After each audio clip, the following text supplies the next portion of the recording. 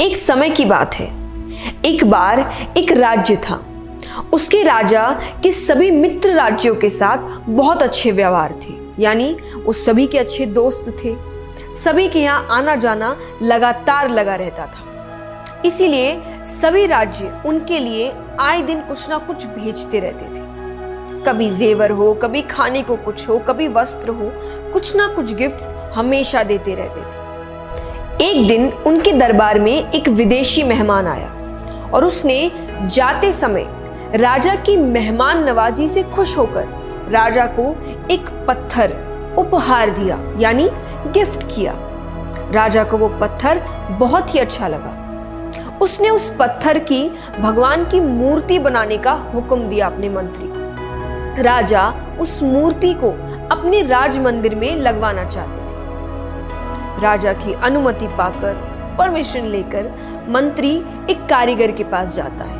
उसको पत्थर देकर कहता है कि इसकी एक अच्छी सी मूर्ति बनवा दो। ये काम 10 दिन के अंदर हो जाना चाहिए। इसके बदले तुमको जो चाहिए वो मिलेगा और साथ ही साथ 100 सोने की मोहरें दी जाएगी। ये सुनकर कारीगर बहुत खुश हो जाता है।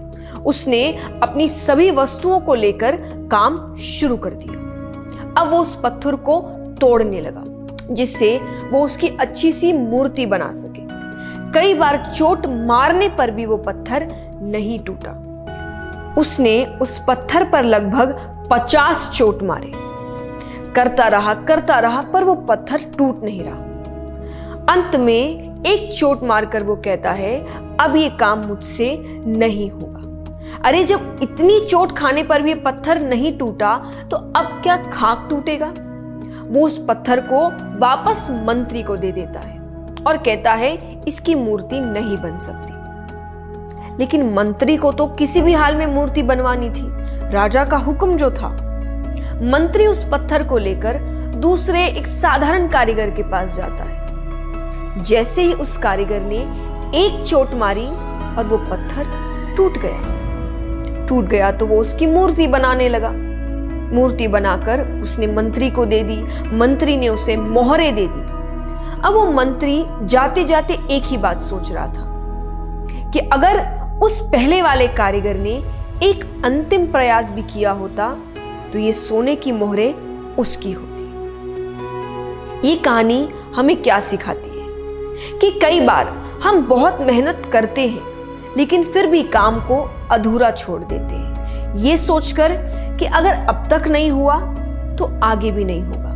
ये शायद मेरे लिए है ही नहीं, मेरी किस्मत में ही नहीं है, मुझसे होगा ही नहीं।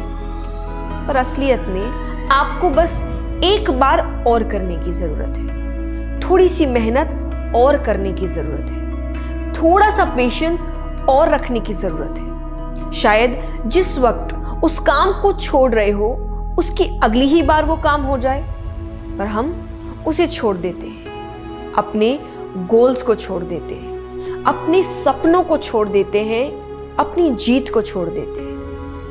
आपको पता है थॉमस एडिसन ने लाइट बल्ब सक्सेसफुली बनाने से पहले 9,999 टाइम्स अनसक्सेसफुल अटेम्प्ट्स करे।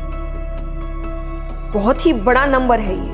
फिर भी जब वो सक्सेसफुल रहे और उनसे पूछा गया कि इतनी बार हारने पर भी वो मायूस नहीं हुए, उन्होंने हार नहीं मानी, अपना काम नहीं छोड़ा, तो उन्होंने एक ही जवाब दिया कि मुझे उन अनसक्सेसफुल अटेम्प्ट से पता चला कि इतने तरीके हैं जिनसे मुझे सफलता नहीं मिलेगी, तो मुझे इन्हें दोहराना नहीं है। तो मेरे लिए ये अनसक्सेसफुल अटेम्प्ट्स नहीं थे या मेरी हार नहीं थी, ये मुझे सही चीज सिखाने का तरीका था।